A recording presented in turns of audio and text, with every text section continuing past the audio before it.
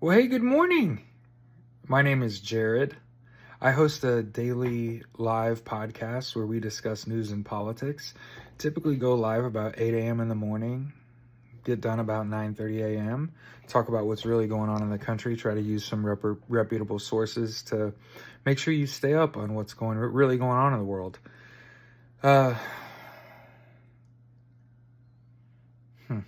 watched the video, and that's the danger of hearing and listening to someone and rationalizing what they say and realizing that lots of people feel the way they do. Okay.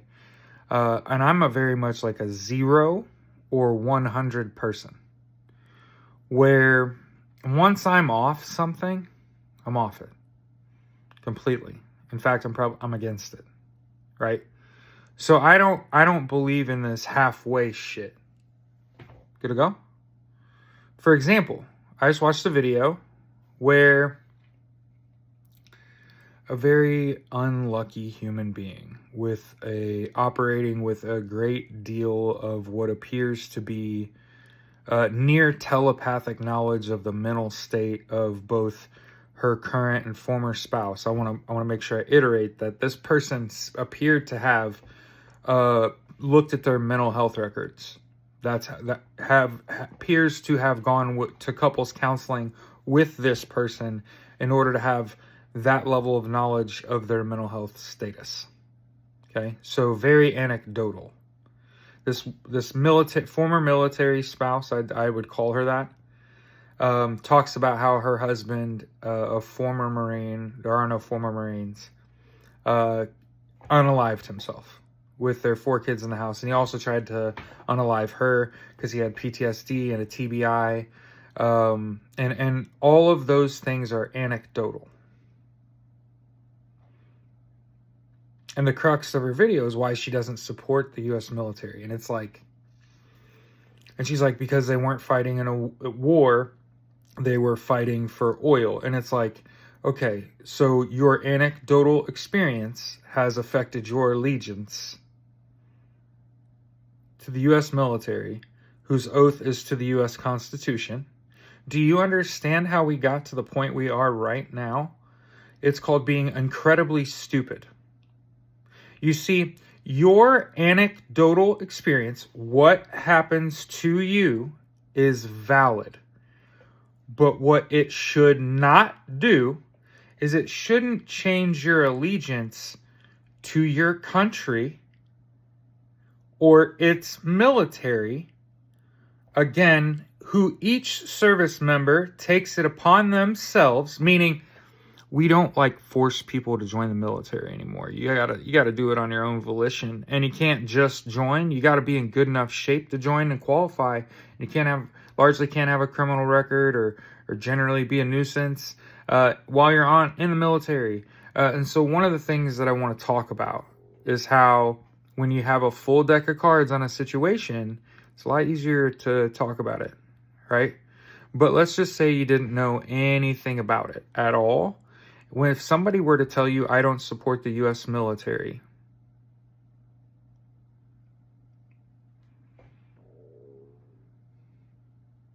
traditionally, because I do. I got little cousins in the Marine Corps infantry on active duty right now. Fuck are you talking about? And they're not fighting for oil. In fact, I was in the Marine Corps infantry. This summer, this August 28th, marks 20 years since I enlisted in the U.S. Marine Corps. And you know what happened?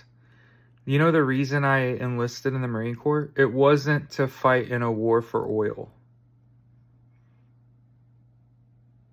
And no one that I served with thought we're fighting a war for oil.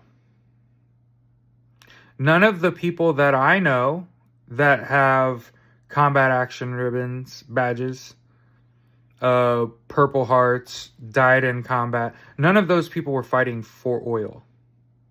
So on the one hand, when I see someone say I don't support the U.S. military, you and I will never be friends. Because I'm a 0 or 100 person. I'm either off it altogether or I'm about that. And as I've said, I took an oath. That's for life. It's the citizen oath against all enemies, foreign and domestic. Doesn't say anything about oil. See, what happened was like Citizens United, right? Our government, right? So I don't support our government. Makes sense here because, for example, the reason we fight wars for oil has more to do with the control of the government by the military-industrial complex and the oil industry, who, by the way, you talked about being the biggest lobbyists. Oh, okay. So if they're putting the most money into government, and we've passed Citizens United, again, is the problem not the government? Is the problem not the direction of the government, right? And the military bending to their will? But again, what I would also say, as a veteran, as someone who wants to connect with other veterans, I don't care what you did. As long as you got like an honorable discharge or whatever happened to you, here's how I think about it. As long as you got an honorable discharge or whatever happened to you otherwise and you got what you deserve. Meaning justice was served otherwise. Because my battle buddy died while we were on active duty. And they tried him posthumous and took away his SGLI, took away his honorable discharge, gave him an other than honorable for destruction of government property because they found cocaine in his system. And I mourned him for over a decade as though he had done himself in. Part of that 22, 23 day or whatever. And in 2018, I found out from his wife, after his parents went through Wounded Warrior Project and failed to get his other than honorable overturned, I found out that RJ was murdered. Yeah, that's right. And think about this.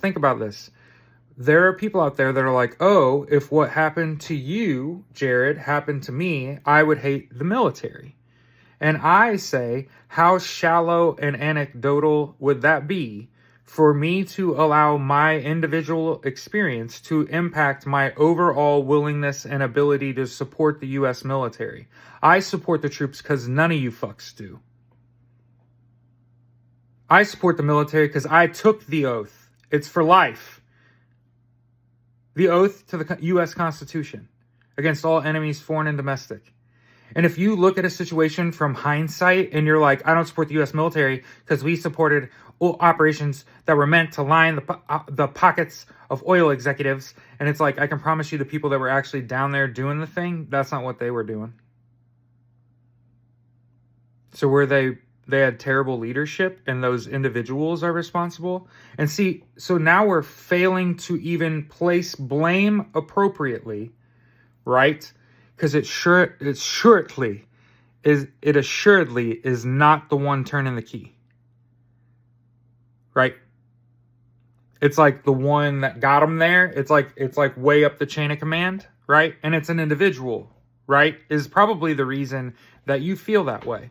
And instead of taking the time to outline who ultimately is responsible, like who is ultimately responsible for all of the veterans that have died over time, right? The U.S. war machine, which has ran on for 250 years, coming to you live June 14th, right? At the No Kings protest. And also in November for the Marine Corps birthday. And also, like I said, in August is 20 years since I enlisted after college. And again, as a proud veteran who did not have a fucking good time when my fucking best friend was murdered, kids, did not let it impact my love for the U.S. military and my support for the U.S. military and the oath that you take to join, which is again to the Constitution. And again, when you look at a situation with hindsight and you say things like, oh, we were just fighting a war for oil, that is reductive of hundreds of thousands, if not millions of people's service to their country under false pretense, sure.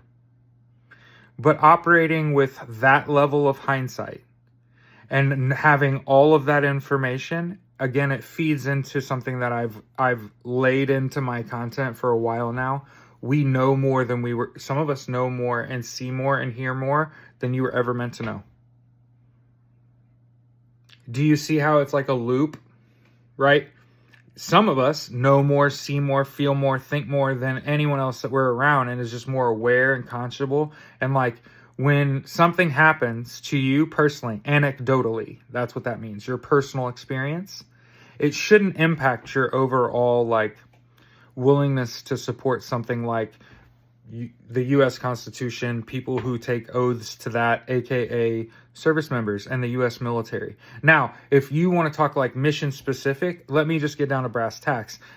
98.5% of U.S. military operations are non-combat related. So you are devaluing the service of basically the majority of the survivors, if we're being really honest. You're disrespecting the dead by reducing their service to like a war for oil. And it's like, that's not what was happening. That's not what was happening on the ground in my unit. We weren't talking about Texaco. You know what I mean? So I get how you feel now. Operating with that level of hindsight is a pleasure that you get that the dead don't.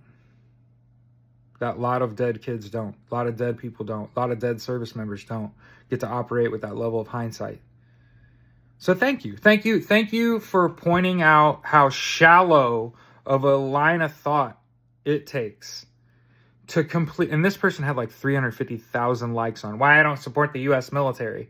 And it's like, And then proceed to blame the government. And then never be talking about how it's actually the government's fault.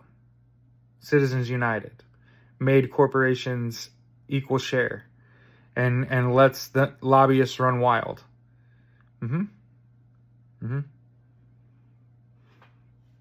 Anyway, I'm just spitballing here. Like I keep seeing people thinking, and I'm just wondering if that's best for us. I keep seeing people go through their thoughts and emotions, and I'm wondering, is that what we should be doing?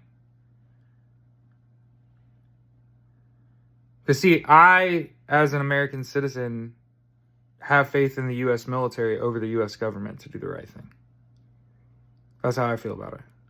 I have more faith in a veteran of the U.S. military to do the right thing than most people. Because, again, there's very few, one of the things that I noticed is there's very few veterans willing to work with Republicans. Very few when you really think about it.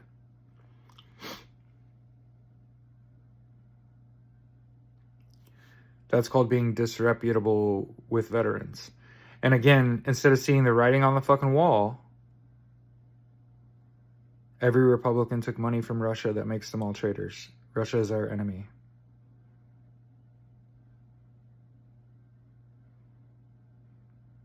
Instead of having complex thoughts and saying, like, I'm not going to let my anecdotal experience, my personal experience, forever affect my willingness and ability to support the U.S. military. Again, whose members swear an oath to the U.S. Constitution, who are really going through it right now, who really, really want a friend. I want to be your friend. If you're a U.S. military veteran and you hear what I'm saying, and you're like, hell yeah, Jared, that you really understand what we're going through. Yeah, our own family, the people closest to us, they hate the military. I can assure you, if you served, there's no one you want to like work for, be around, other than like vets who really get it, what it's really like, right? And so shout out, again, this is I wouldn't say an SOS on my part, but it's like a shout out to other military veterans. That especially if you like chose or didn't choose to serve, right? Like the people that were like drafted. Think about like saying like, I don't support the military, whose government held a draft and forced people into service to fight a war, World War II, World War I. Think about how important it is to serve when called. How valuable that is.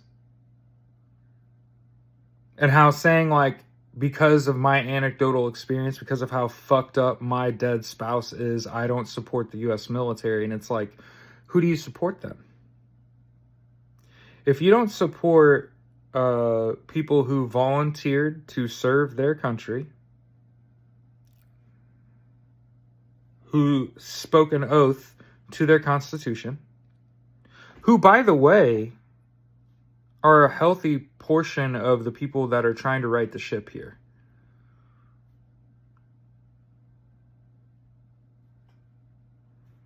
How dare you let your anecdotal experience shape your allegiance to something like the U.S. military, for example? Why don't you aim at the government whose money directed the military into those pro-oil operations? Instead, because that cost followers. That's why. Say that. Anyway, I got to stop. I got to go to work at some point.